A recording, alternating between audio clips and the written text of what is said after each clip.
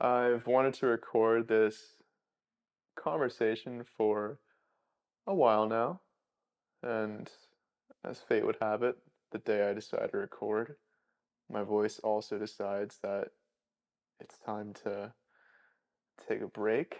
So, if you're wondering why I sound a little off or, I guess maybe deadpan, that's your reason. But with that being said, I'm 2 years or so into my YouTube journey, and this is my 100th video, which is pretty surreal to say. I'm very humbled and also very proud. And I thought I would just take some time to talk about the journey a bit, but more specifically, the most important lesson I've learned from 100 videos. And while I am sort of talking about this in the creative context, it more broadly applies to life itself. Because ultimately, creativity is just an expression of life. And safe to say, I have been on quite the journey in life the past couple years with this channel. My channel has reflected that journey as well. The most important lesson I've learned is to stay true to yourself, which sounds really obvious because it should be.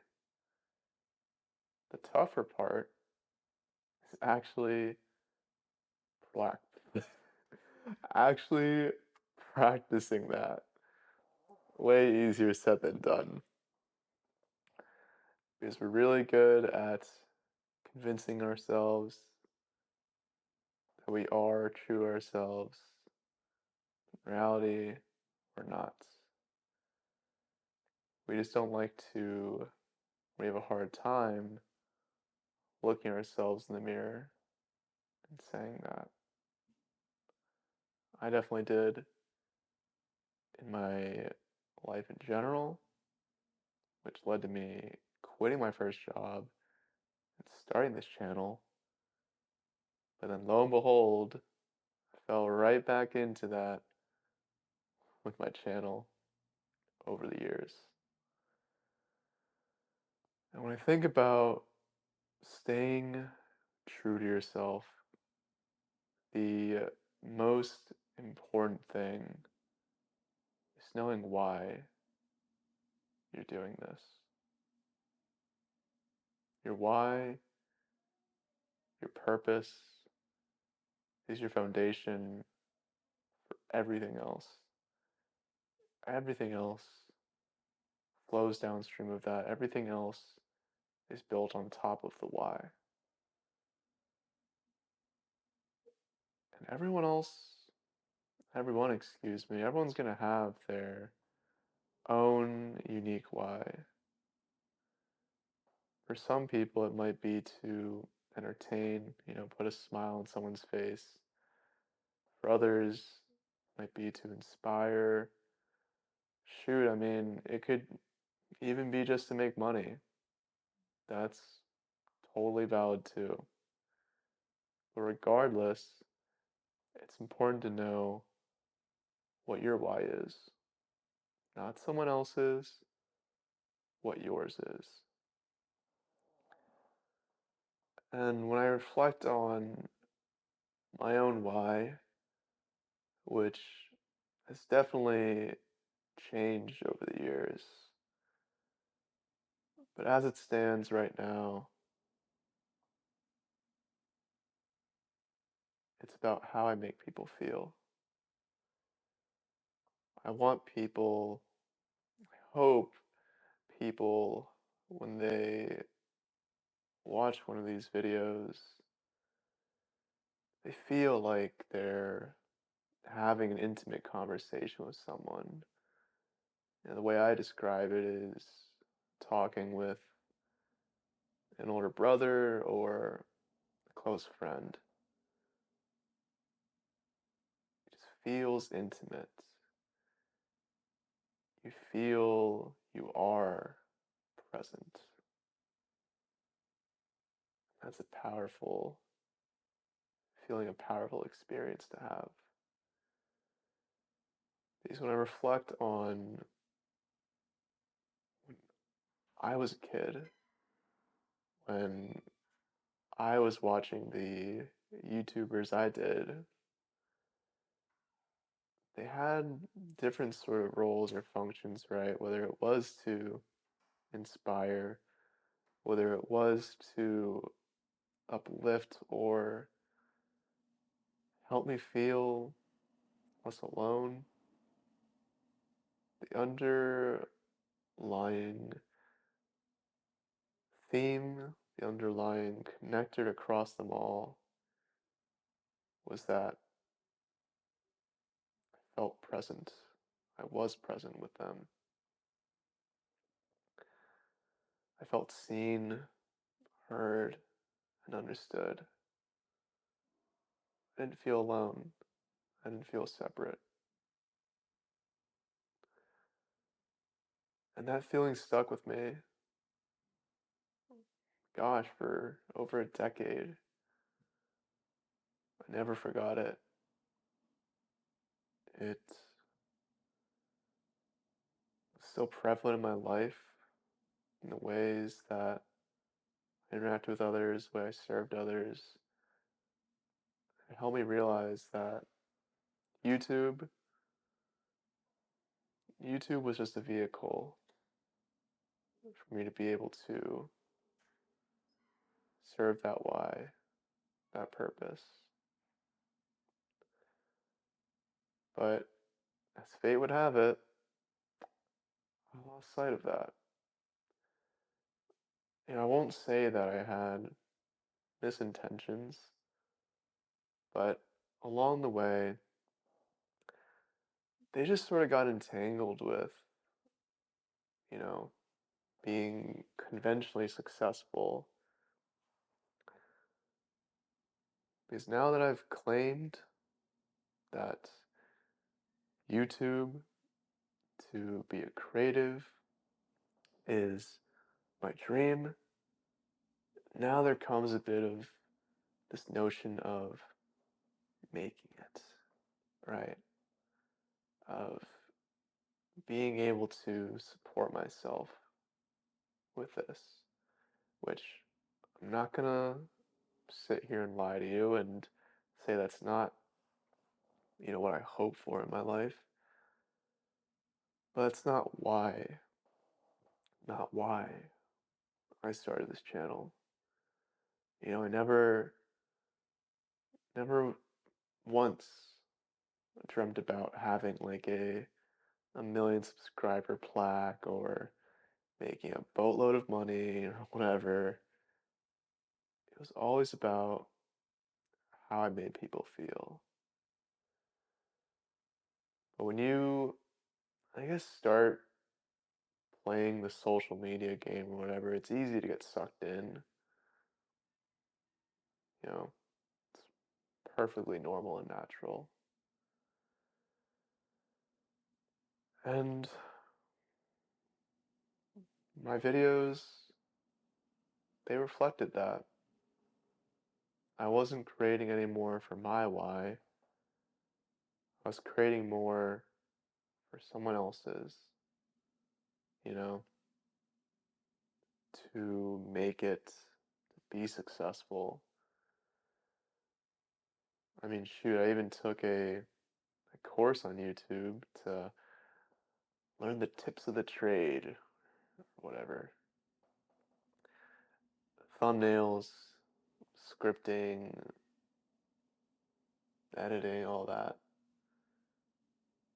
And if you watch through some of my old videos, You'll see that, right? You'll see, or I mean, at least feel, just at least when I watch them back, it just feels a bit forced, like something's off, you know, as if I'm playing a character, which at times I literally did in some of my videos because I thought that would be entertaining, or I saw other people do it. And the thing is, when I was, in this early chapter of YouTube,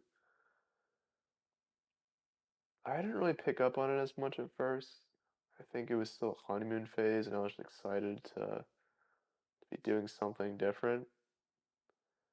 But when that faded away,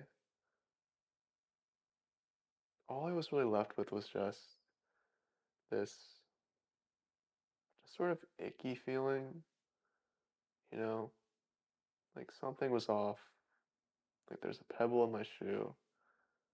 I couldn't quite put my finger on it.